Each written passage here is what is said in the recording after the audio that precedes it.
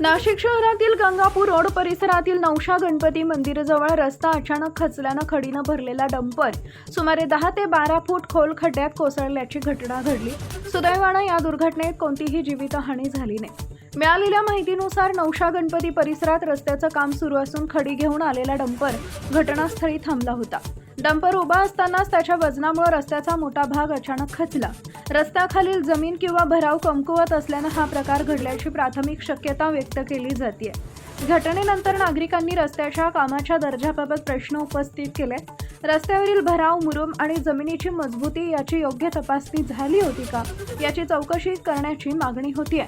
संबंधित रस्त्याची तांत्रिक तपासणी करून कामात त्रुटी आढळल्यास कंत्राटदारावर कठोर कारवाई करावी अशी मागणी नागरिकांनी केली आहे। टाइम्स ऑफ महाराष्ट्रसाठी नाशिक प्रतिनिधी नवनाथ आव्हाड यांचा रिपोर्ट।